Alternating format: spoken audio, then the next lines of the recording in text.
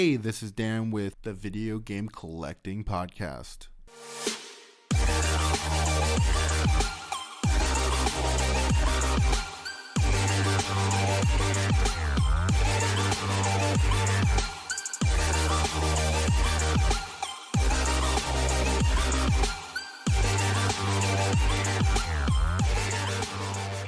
Hey, this is Dan with the Video Game Collecting Podcast. Today's interview is with David Hoffman, worked at Data East, Square Enix, THQ, the wrestling games he knocked out of the park there, and games such as Earthworm Jim with Playmates, and so much more.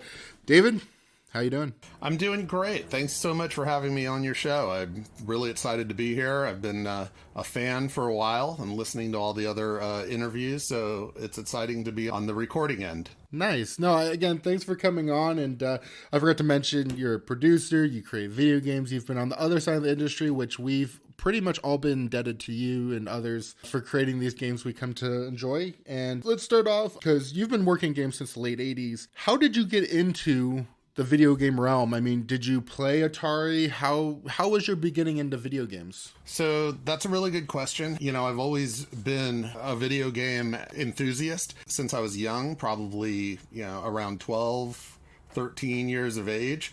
And that timing, the Apple II was out, and a friend of mine invited me over to show it off to me. And he showed me a game called Ultima 2, which is a role-playing game. And I was just floored by it. I thought it was the coolest thing ever, and it was so exciting to see it that I wanted one. I wanted the Apple II. I wanted the games. I just, became like an instant consumer, instantly excited about it. And eventually I did get an Apple IIe and loaded up Ultima 2 and a bunch of other games, and really just almost like a passion. And it got to the point where, I would spend all of my free time playing these games. I started learning and teaching myself BASIC so that I could change little things inside the game, because even back then I saw possibilities for games and I saw maybe what they could become down the road, and I wanted to try to implement that. So that's why I was literally teaching myself things like BASIC. We didn't have the internet back then. There was no, that I was aware of, there was no, gaming magazines or anything to really teach myself. So what I would use was the instruction manuals that actually came with the Apple II to teach myself some basic programming. And then pretty much almost every day after school, there was a bookstore close by to where I went to school. And I would go to the bookstore, and if they had anything remotely about video games, it didn't matter if it was programming or if it was new game releases or just any kind of information, I would just grab the magazine, sit down on the floor of the bookstore and just start reading it. And I had a fantastic memory at the time. As I'm getting older, it's not as fantastic as it used to be. And I would go home and implement what I've learned. And I got to the point where, I was able to change the title of games. I was able to, make my ancient monitor flash different colors. And I know that doesn't sound like a big deal right now, and it's, it sounds kind of lame, but back then when you're 12 or something, that was the cat's meow, and it was so exciting. And I knew at that point in time that I really wanted to become a gamer. I just didn't know how. I had this crazy idea in my head that games were made in far off lands by these people that were like super educated and super smart and, super rich and had all these resources to do all these great things. And, here I am just kind of, a kid, barely a teenager, with no money and, not a whole lot of resources other than what I just explained to you. How was I going to break into games? And, it got to the point where it was a little, it kind of was a bummer. And you start thinking, well, maybe this isn't for me. Maybe I should just focus on something else that's, more of a trade or something that's, lucrative. But I started going down to the arcades, and at the arcades at that time, that's really where you saw the jump in technology. You didn't see it on the home machines. You saw it in the arcades, because The first time you would go in there, there would be like Centipede and Joust and Asteroids. And then the next time I would go to the arcades, there would be a Star Wars machine or, Dragon's Lair or something along those lines, where you just kind of saw the evolution and it got more and more exciting. And right about that time frame, the movie Tron came out. And I went to see Tron in the theater, and I was just blown away. And I wasn't blown away at the choppy editing or some of the bad acting. I was blown away basically seeing like the vision of this guy who goes into a game and changes the rules. And he's able to change the rules so that he succeeds. But I looked at it and said, I knew, you could change the rules. I knew you could do something possible. And somebody else is thinking that too, who made that movie. And it kind of, reaffirmed in my mind that there is possibilities. And I saw that coupled with the technological advances in the arcade. So, to get back to your question, how did I get into the games? That's how I got excited about it. How I got into games, I kind of fell ass backwards into them. And what I mean by that, I'll kind of fast forward. I was working a dead-end job. I was probably, 17, 18 years old. I was working a dead-end job at an accounting firm, and my desk faced the door to my boss, and this guy was a total tyrant, right? He would scream, he would yell, he would slam the door all the time. It was a horrible place to work. And my phone rang on the desk, and I picked it up, and I knew that any phone call would cost me my job. I just knew it, because that's just the way that this guy ran his firm. And it was a friend of mine, and he said, basically he said, "Hey Dave, how would you like my job?" And I just said, sure, I'll take it, because I just wanted to get out of that accounting firm so badly. And he gave me the address and the time to show up the next day. And I looked down at the piece of paper, and I had scrawled Chemco Seika and the address and 9 a.m. to show up to work. And literally, as I was hanging up, the door handle of my boss's office turned, and my boss stuck his head out, and he just looked at me and glared at me because I was on the phone. But at that point, I had another job, so I didn't care. Now, one thing that was kind of crazy was that I didn't bother to ask my friend where he worked. I mean, I knew it was Chemco Seika, but I didn't know what Chemco Seika was. And I didn't know what he did. And, nothing. And I'm a very risk-averse person. So this is very not like me to jump in and take this job like that. But anyways, I did.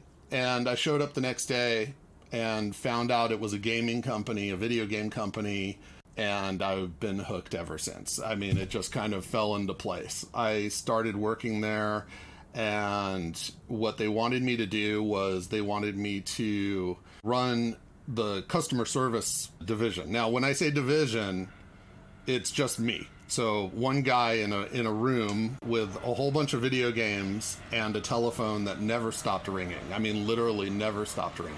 And basically, people would call in with questions for the game, and I was the guy that would tell them, how to get through it. And the majority of calls came from for a Nintendo 8-bit title called Shadowgate. And we didn't have any guides or anything like that. There was no hint books at that time. I just had to literally memorize every single game that the company produced so that I could answer all these questions.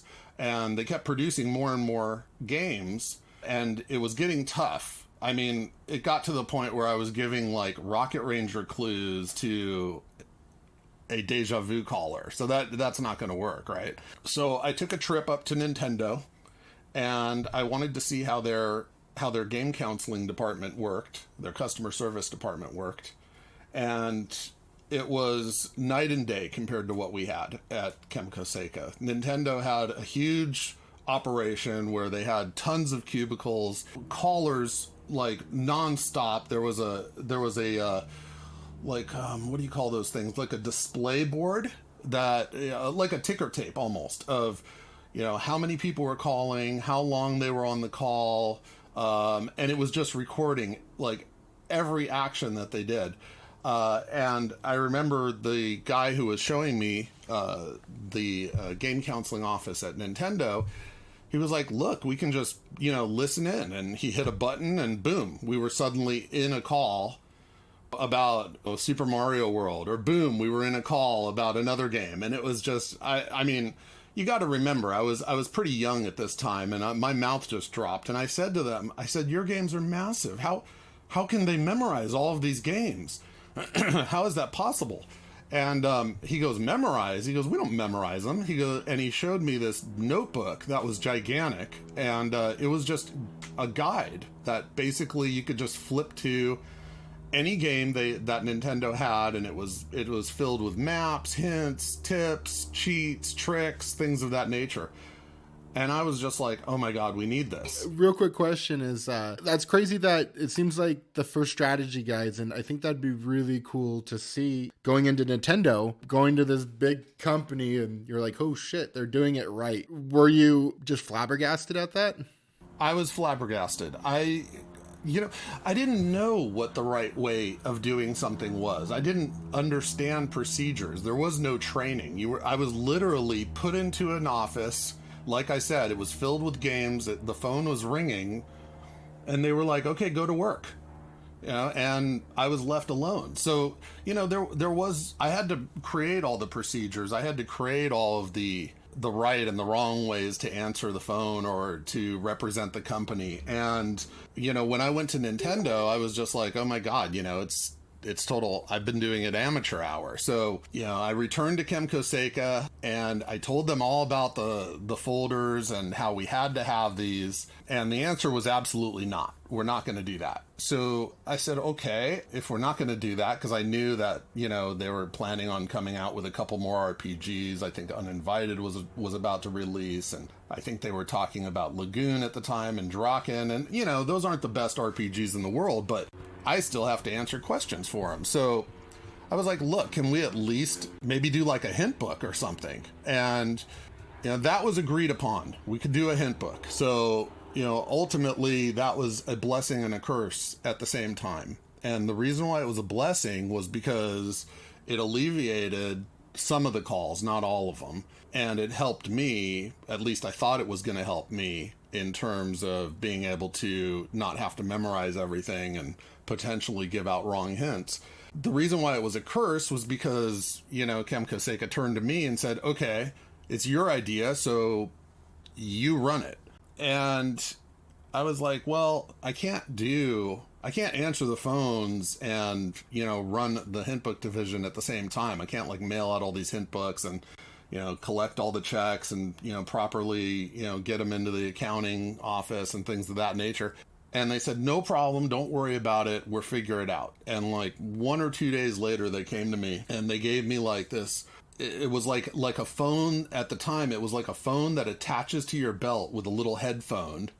So my hands were free. So I could still answer the game counseling calls and start processing the hint books that were literally starting to flood in. On the next run of Shadowgate and things of that Deja Vu, we had inserted a coupon in the back of the instruction manual that people could fill out and send in to us and to Kemco Seika. And, that was just like we started getting boxes of these coupons and literally they just kept stacking up. So yeah, that was my first foray into gaming. You were, kind of the most hardcore gamer that could be. Is you had to teach other people how to beat the games and know more than anyone else that called in. That's quite amazing. And did you kind of get a little bit sick of those games, being that you had to deal with them, obviously around the clock to a hardcore amount, or was it still enjoyable? No, I didn't get sick of them. It went on autopilot. I would just answer the questions without almost even thinking about it. It got to that point. And, I was working at one point at Kemco Seika, I was working 7 days a week. and just nonstop, literally answering that phone, because our phone lines would jam about 2 to 3 times a week, and we would have phone service people come over who I got to know on a first name basis because we had that many calls. Like, you couldn't put the phone down. Like, it was one of those old phones that I had. This was before I had the attachment to the belt, but you couldn't put it down without it just automatically ringing again. It was crazy. So yeah, I mean, but no, you'd think that I would get sick of it, but I didn't. I just, like I said, I just went on autopilot with it. And the only time that I got slightly annoyed was then the same person would call over and over and over again, just saying, like, they'd say, how do I get into the castle? Where's the key? I say, oh, you got to tap on the skull. It slides down and reveals the key. Okay, thank you. They'd hang up. Then the phone would ring again. Okay, I got the key. What do I do now? And, do I enter the castle? Should I light my torch first? It was, that would get a little bit annoying, but hey, I'm representing the company. I can't get, irate or annoyed with anybody. So I just smiled and helped that person just as I would anybody else. So, yeah. So you're going through, what was the next step from there? So, I mean, when did you get promoted at one point? What was the push to out of that position? So Kemco Seika asked me to join them at a show called Winter CES, Winter Consumer Electronics Show.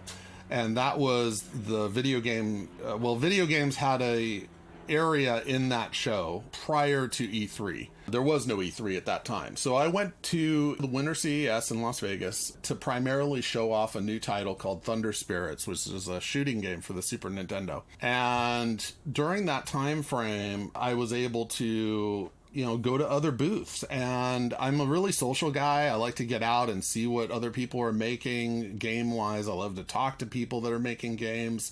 And, I went to Hot B, and I went to American Sammy, and I went to all these booths. And the Sammy people were just really, really cool. They were a lot of them were similar in my age. We got along really well. And it turned out that they were only like 10 minutes from Kemco Seika. I didn't even know they were in the same city. And they invited me out to lunch, which I thought was really neat. And so after the show, I went to lunch with the people at American Sammy, and before I knew it, they had offered me a job. And it was just like, what? My head was spinning a little bit because I didn't really know too much about the company. And I was pretty happy at Kemco Seika. And I even considered Kemco Seika my second family at that time because we had grown so close. And the one thing that bothered me is that I didn't have any health benefits working for Kemco Seika. Even though I was working full time, and like I said, many times, 7 days a week, I didn't have any health benefits. And that was something that was pretty important to me at the time. And so I went to them and I asked them for health benefits, and they basically said no.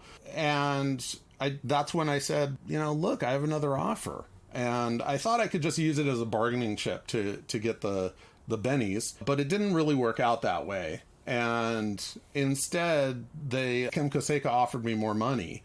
But I didn't want more money. I wanted benefits, and more money was what I had asked for, or what I had ever requested. And frankly, I felt a little insulted. Like, hey, it's going to take me leaving for you guys to actually offer me something. That's not cool, I thought. So I just said, okay, I'm going to leave. And I went to American Sammy, and that was chaotic. That was chaotic. And the reason why I say that and kind of giggle a little bit is because after about a year and a half at American Sammy, the Japanese decided to let go of all the upper management at the company. And I didn't know this at the time, but they were planning on moving the company to Illinois, I think somewhere outside of Chicago. And it was just kind of like, it was crazy because, here I am, a young, adult, just kind of getting my feet wet, and my boss and his boss and all of these, people that had its proper experience to run the company were no longer there. And people were starting to turn to me for, questions and answers and things of that nature. And that's when I took my first trip to Japan to go visit the headquarters at that time, they were in Ikebukuro. And, to kind of discuss a little bit about what the future plans were for the company, and also to take a look and try to see if I can, work with the devs a little closer to make the games a little better.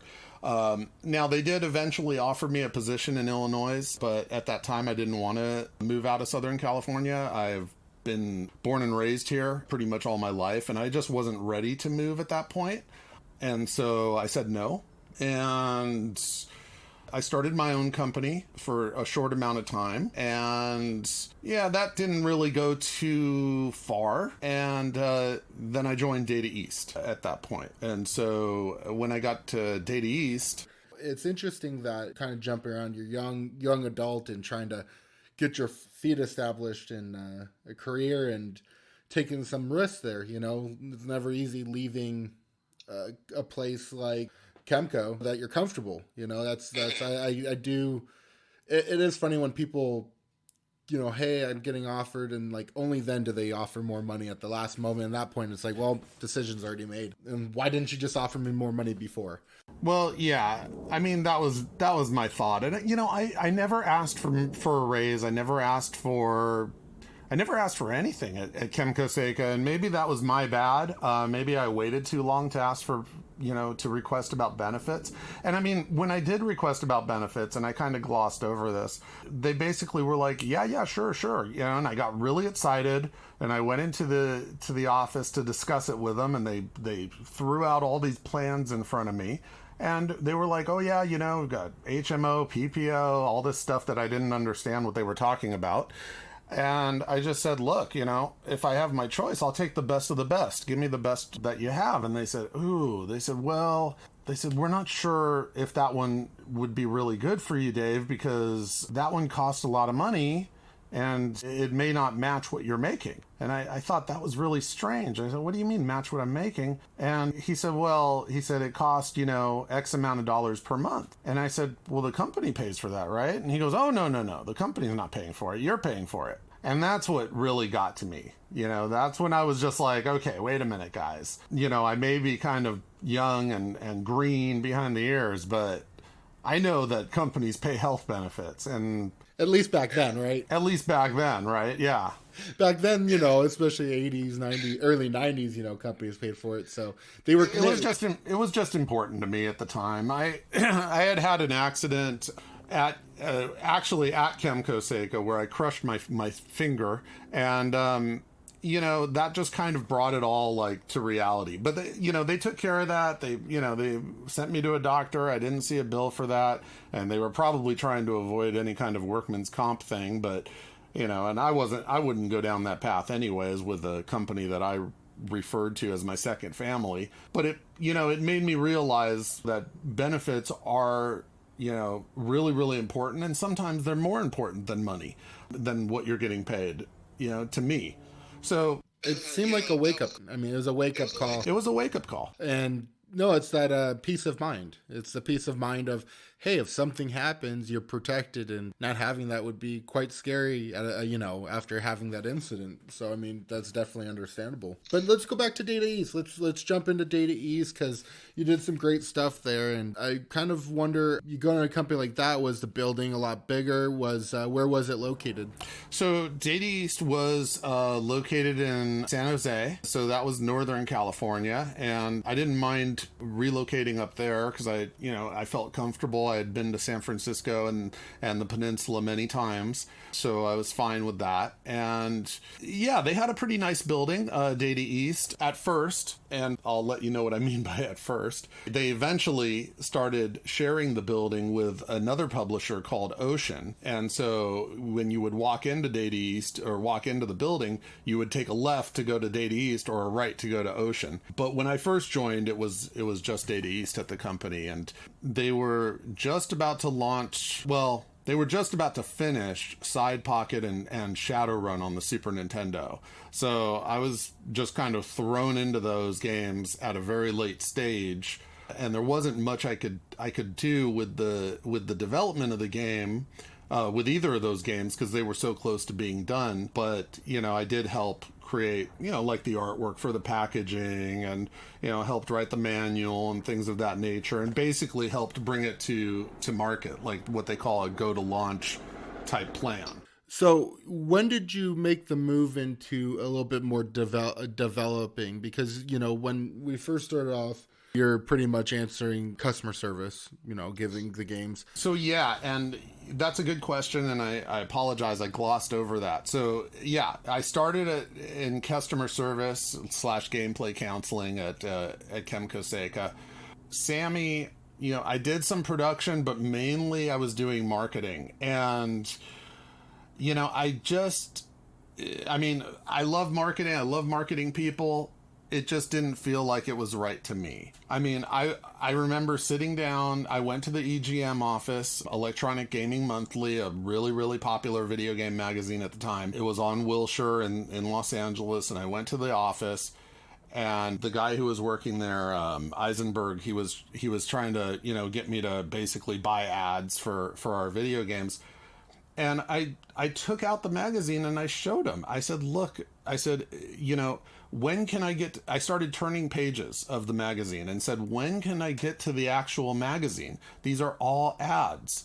And there was if you look in the old EGM magazines, they're just filled with ads. So it was kind of like a turnoff a little bit. And it wasn't like that wasn't a defining moment that I said, okay, I'm not going to do marketing, but that was something that sticks out in my head as I'd be more comfortable working with the games, making the games. It was what I wanted to do when I was a kid, which I told you about, going to the arcades and seeing Tron and things of that nature.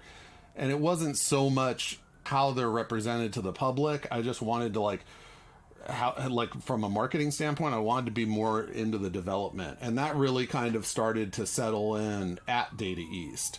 Because when I got there, like I said, 2 of the games were a little too late to work with development-wise. But, I took a look at their football title that they were developing. And that was still pre-alpha stage. And if you're not familiar with alpha, that's a terminology that's used in game development. So basically there's a game concept, and then there's production milestones that are basically met depending on how it's flushed out with the producer. So milestone 1 can be proof of concept, maybe some artwork, some level design, things like that. And you get to the point where by milestone 12 or 14 or 18 or whatever it is, you turn it into what's called alpha, which is basically a playable of the game, but it's still buggy, crash. Then you go into what's called a beta stage, which is basically it shouldn't crash. It should be playable from beginning to end. It does have some bugs. Those bugs should be flagged, and we should be aware of all of them and be in fixing stage. And at this point, you're also at feature lock. So, if you see a new feature come out in a competitive product, well, you're at feature lock, so you really can't add it to yours. But sometimes it depends on what the feature is and how important it is.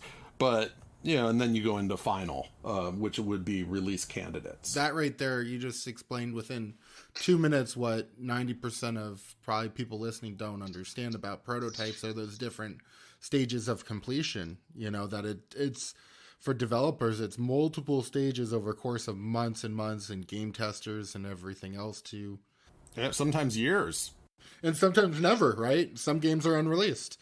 Well, yeah, I have those as well. Yeah, some games just never come out, and for a variety of reasons. Yeah, no, sorry to mention those. I know those are always for a producer such as yourself, those are always the roughest. But I apologize. But no, back to it. No, that's all good. So yeah, I went to when I was at Data East, I actually saw a game where I could actually make a difference, and the football game, which was called ABC Monday Night Football with Frank Gifford. Now that shows you the age, because ABC and Frank Gifford, right? So that was for the SNES, and it was horrible. It was a terrible football game. And I'm thinking to myself, do these guys even know the rules of the game? Maybe they don't even know the rules of the game. It's an American sport. And so I flew to Japan, and I went to the Data East headquarters, and what I saw there was like shocking. It was like literally kind of what I expected. It was these awesome programmers, these great designers, these great, people who, were just basically chained to their desk. They didn't look very happy. They were talented people, but they weren't making and they didn't know any of the rules for American football. And so they said, they said, look, Dave, can you teach us the rules? And I said, you know what? I said, come with me. And they had a football there, for inspiration. And I took the football off the shelf and I said, come with me. I want the whole team to come with me right now. And we left the company. We went outside.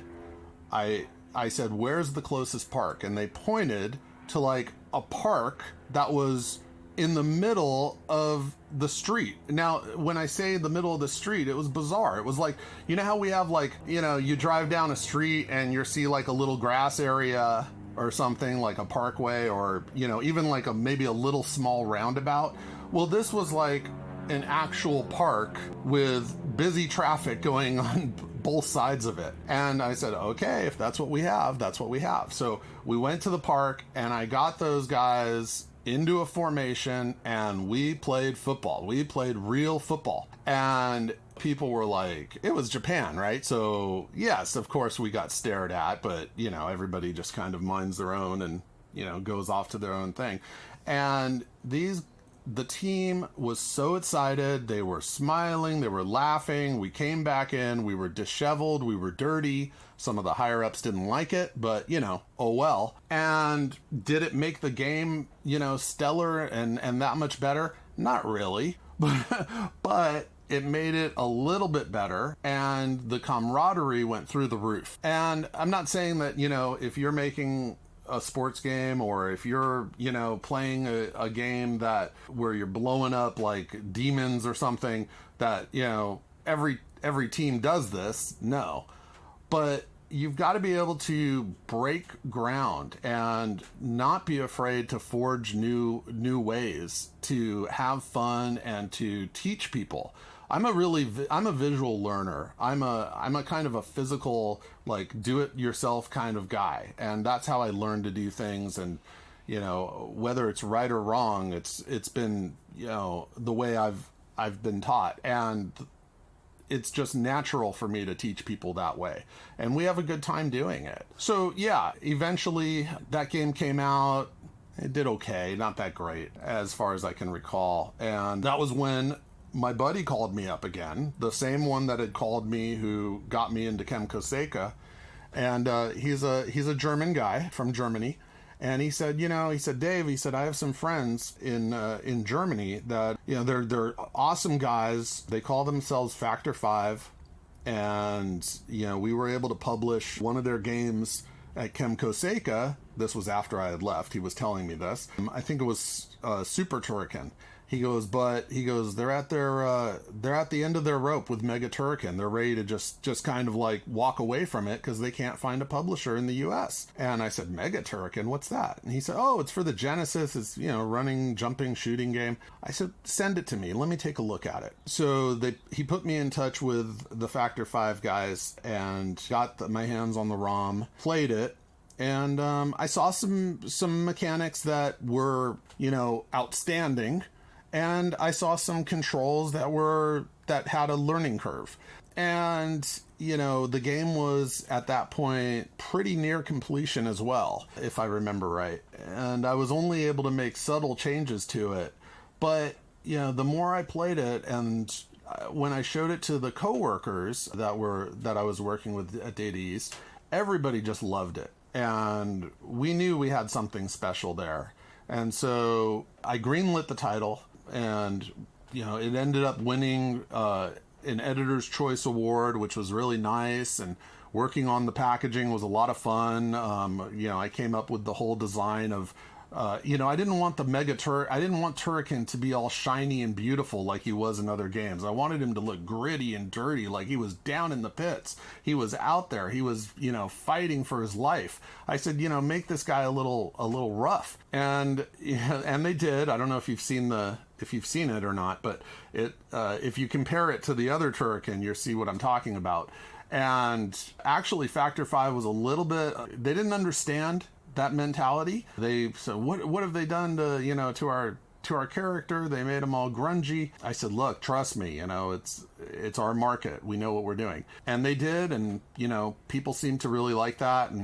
And right around that time, the Sega CD was coming out, and full motion video was all the rage. And we didn't really have much planned for the Sega CD at that time. So I decided, I took a look at playing some of the games that were on the Sega CD, whether it was, I basically played like their full motion video games and got some ideas, and I started to write a script. I started to just write.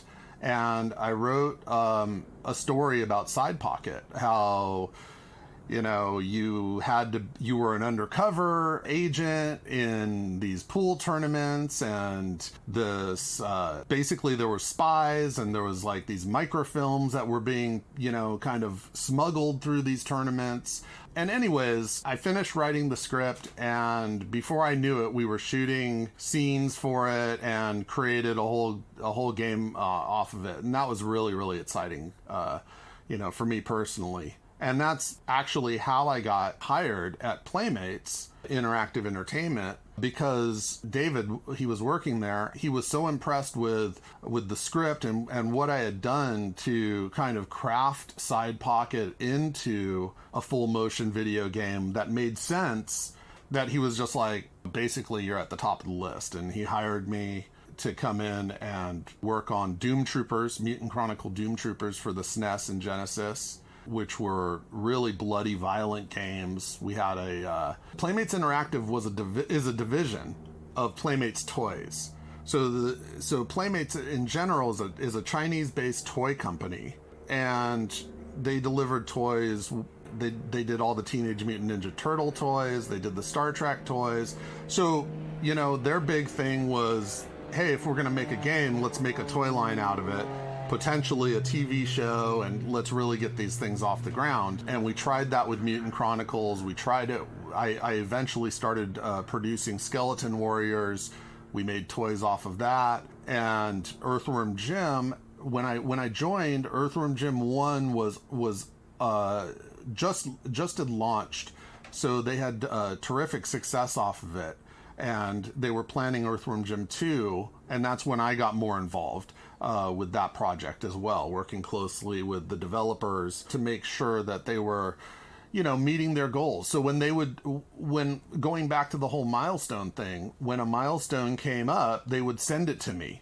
And I was the guy who was receiving the milestone, who was like checking it, making sure that, they had crossed all their T's and dotted their I's. And I was the one who was getting them their paycheck, because if they didn't make their milestone, they weren't getting a check. And that's how the budget of the game gets divided. It basically, like, you can say, okay, great, I'm going to make like a $2 million game or $5 million game or whatever, 10 million. But you don't, how do you give that money to the developer? Do you just give them $10 million and hope you get a game in 2 years or 3 years? No, you have to kind of space it out. So that's another thing that's really important, that the milestones are tied to payments.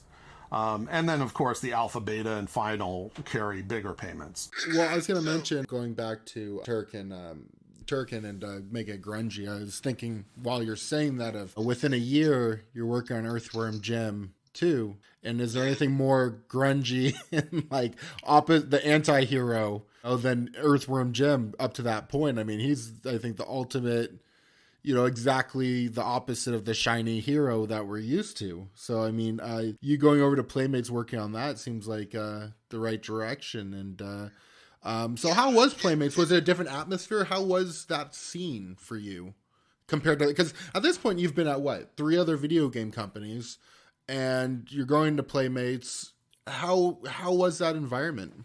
It was different. And it was different because, it was the first non-Japanese company that I worked for. It was Chinese-based, but very, very American in the culture that they had in the offices here in in Orange County, where they were located. When I first joined Playmates, they were in La Mirada, and then they moved to Costa Mesa. So, that's actually a good thing to bring up, because the companies work very differently. Like a traditional Japanese company, for example, I'll give you a perfect example. At American Sammy, every single day, you had to come in. The company started at 8 a.m., and instead of just coming in and, maybe kind of coming in with your coffee or whatever, and, at 8:05 or whatever, and going to your desk, everybody was in the conference room at 8 a.m. and just to say good morning every single day.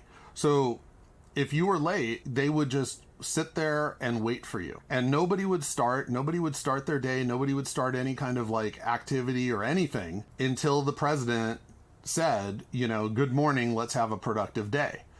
So, one time I was late, and I think it was like, I think I was like 10 minutes late, and walked in, and like the entire company was just like standing there staring at me. And that was the one and only time I was ever late. And that's an example of a traditional Japanese, working for a traditional Japanese company. Plus they don't really believe in at least at that time, they didn't really believe in walls. So what I mean by that is mostly cubicles have like walls where you can hang your own stuff.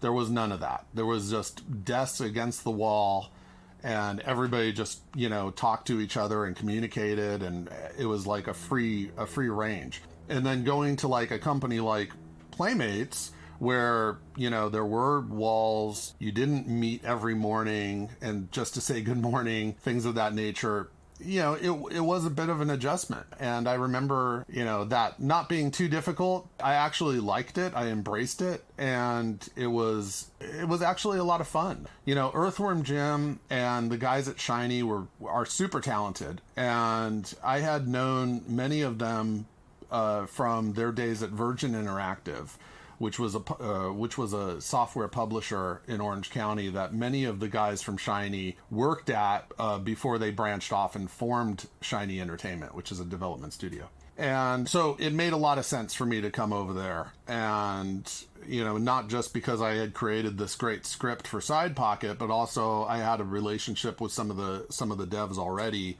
and had a lot of fun working with them. They're so original, and they're so great, and the ability to, animate the way they did was mind-blowing at the time, and just something that I wish we could have done more in a game that I did at Data East called High Seas Havoc. I tried to put as much animation as I could into Havoc, but it's nothing compared to, what you see when you fire up Earthworm Jim. And as Earthworm Jim progressed, I worked on some of the ports too, and I managed the PlayStation 2 port, which never came out, by the way, at least here in America. It came out in Europe, but not here. And that was like kind of the beginning where, Sony they were on this big push for 3D only, and, submitting games to them at that time was, we kind of joked about how it was just going to the bloodbath, because not a whole lot of titles were getting concept approved at that point. So in order for a title to get made on the Sony platform, you have to actually like submit the concept and as much material as you have to create this package and fill out all these forms, at least you used to, and send it up to them. They would, have like, I think once a week, a meeting to go over these titles, and then they would give you the red or green light. And if you got the green light from them, then you were able to actually proceed and make the game. But with Earthworm Jim 2 on the PlayStation, actually I said PlayStation 2, I meant PlayStation 1, I'm sorry about that. Making that game, we just assumed, that it would be green lit. We were so like, hey, there's, this is the greatest game in the world. We're all big fans. We're fanboys. How could this not be approved? So we just kept making it, and we kept resubmitting it to concept and resubmitting it, and it basically just got the kibosh, and it didn't come out, which is a real bummer. So it was a fun game, and it would have been great to expose the people that had a PlayStation to it. So what was the differences in Earthworm Jim for the PlayStation? Because it's ported over. Was there different? What was some of the things you could talk about that you were working on that would be different from the other ports than your port. Well, yeah, right off the bat, I mean, one of the things that, we had the ability of utilizing the CD's memory, which is we could extrapolate a lot more out of than say cartridge based. Cartridge you're really limited, but with the CD we had better quality audio for one thing, and that was something that made our audio engineer Tommy Tallarico really excited, because he had poured his heart and soul into the soundtrack. And it was just great to hear it in that CD quality audio. And then there was a couple other differences. There wasn't a whole lot, to be honest with you, and that's probably why we were getting, punked from Sony Entertainment. But, such is life. And we went on. I went on to produce MDK, which is a PC and a PlayStation 1 game. And that ultimately came out and did really well. That was 3D, which is, like I said, was Sony's big push. And that was also with the guys at Shiny Development. No, it's great. And it seems like, through this process, you're kind of moving on up of kind of bigger companies and having a bigger role at these companies. And are you still enjoying video games on a personal, was there any video games you really enjoyed during this period that you played separately from where you're working at? Or, hey, you're you're working on video games all day, you need a break. No video games when you got home. No. Totally opposite. I played everything that I could get my hands on. At that time, I played all sorts of games. It didn't matter if they were kid games or adult-oriented games, violent, non-violent. We would just have fun. We would play games. We would, at the company even, we would play after hours. We would load up Quake and have a multiplayer game going and have a lot of fun, just, sometimes getting frustrations out, or sometimes just having a great time. I had all the systems at home at that point, just playing everything, showing some unreleased stuff to some close friends, and, having them give me some general feedback, and it was just fun. It was a great time to be around and to be part of the video game business. And I just loved it. So something kind of funky was happening at Playmates at that time too. The company had a change of management, and the new managers, they weren't approving anything new. I would sometimes find a diamond in the rough and just be like, oh my god, we've got to publish this game. It's it just needs a little bit of tweaking and it could be the next big thing. And they would just be like, nah, we don't want it. And the company was, over time, was shrinking and shrinking and shrinking. People were leaving, or they were getting laid off, or they weren't needed anymore. And one day I looked around and there was just 5 of us left, and I'm like, oh my god, wake up and smell the hummus, right? This company is closing this division. I could read the writing on the wall. And that's when I reached out to THQ. I knew that they were on kind of an upswing with some of their projects, and I just figured, hey, I'd send them my resume and and just see if they had anything. I heard through the grapevine that they were looking. They invited me down, and before I knew it, they had hired me to be a senior producer on all of the wrestling titles, all of the bass fishing titles, and any Itstream Sports game. So Itstream Sports turned into the MTV Sports line. So yeah, I started working at THQ, was able to bring over a couple other people from Playmates, not everybody that I wanted to, but I definitely made a lot of recommendations to THQ to hire certain people, and it was just phenomenal. We starting to work on the wrestling titles was so exciting and so fun. I had been a fan of wrestling when I was younger, but I didn't really, I didn't watch it that much. I had to get back into it full steam. And yeah, I would go to the shows, go backstage. I met the wrestlers, we would film them for different 3D needs. And so let me kind of take a step back. With the wrestling, the titles were divided. And what I mean by that, there was titles being made overseas in Japan by a development company called Aki. And the guys at Aki were like super hardcore wrestling fans. I mean, they were just like total fanboys for wrestling, and they loved the New Japan wrestling and all that. And then there was another group that THQ had contracted out of Illinois to make basically WCW Nitro and WCW Thunder and, you know, games on the PlayStation. So the Japanese development team was focusing on the Nintendo 64, and the Illinois team was focusing on the PlayStation. And I said, wait a minute. I said, the Illinois guys, that's they said, yeah, Inland Productions. It's run by this guy and this guy. They started naming these names, and I'm like, I know these guys. I'm like, you know, I worked on a motorcycle racing game with them at Playmates called VMX Racing, and but the company name was different, so that's what kind of threw me off. They at Playmates they were called Studio E, and at THQ they had changed their name to Inland Productions.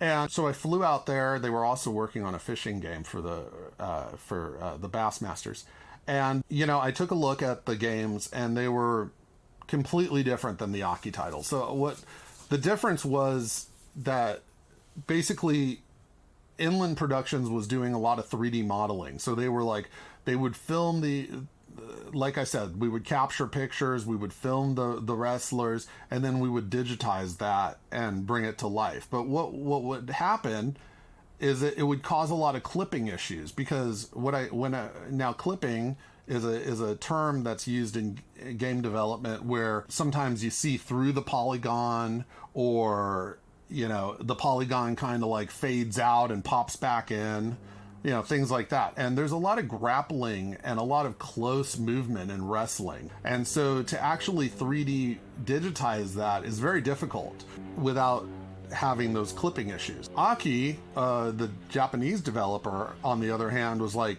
we don't want to deal with that. We're not going to we don't want any clipping. We're going to do everything by hand. We're going to draw every animation by hand. So it's a far more rigorous process to draw everything by hand and to do it by hand. But, you know, the quality in the end result speaks for itself. And so you can kind of see the difference when you actually boot up the two different games. You can pretty much tell they're from two different developers, and, you know, the way that they produce the games, develop the games, I should say, are very different.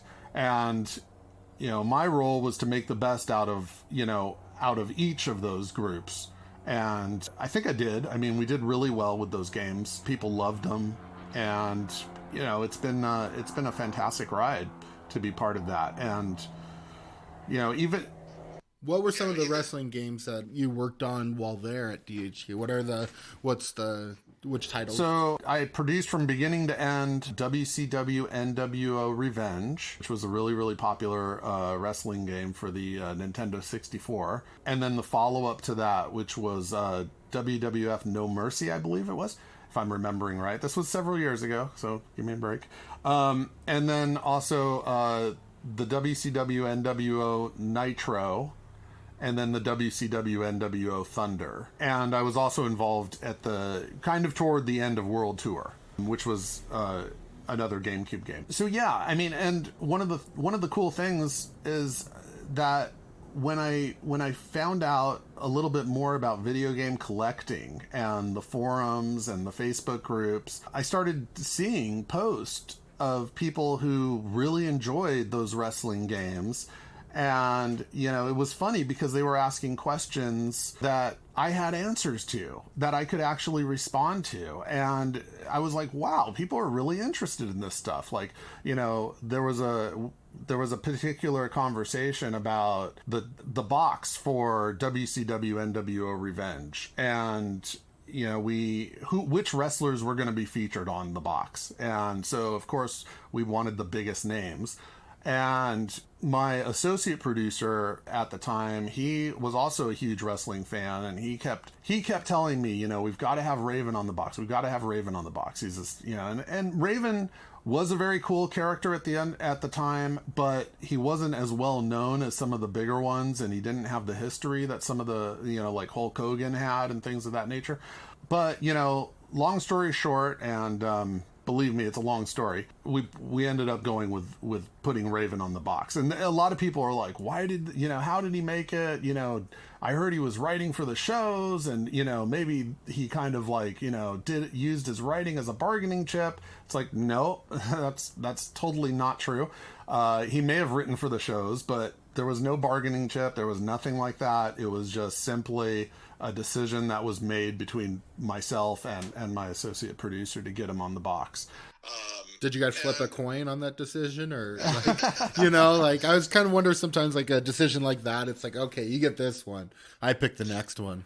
Well, I'm glossing over a ton of stuff as we talk, and I'm actually writing a book about this journey that I've had in video games, and about all the crazy, wild experiences, and some of the questions and some of the answers are going to be there. And for detail-oriented answers, I definitely want to refer you to the book that I'm writing. Hopefully it's an aggressive schedule, but I'm hoping to have it out sometime this year. And, if possible, I'd love to, come back on and let you know what the title is and all that stuff. And so people can read it and get the real meat of what I'm saying here. Yeah. And, I'm sure there's going to be more stories that, as you get more further closer to the end of that, completing the book, I'm sure there's so many stories. Because, right now, so far, we've barely gone over just over half your career, and it seems like we're running through like leaving some big nuggets behind. So it's quite amazing, because we haven't even gotten to your square years, and another 12 years of video game making. 20 or whatever. I'm decades. Some probably people listening are probably wearing diapers where we're at in your story right now. And with that, that's the end of part 1 of part 2 with David Hoffman, video game producer. Thank you all for listening. I hope you enjoyed this episode of the Video Game Collecting Podcast. And as always, enjoy the hunt.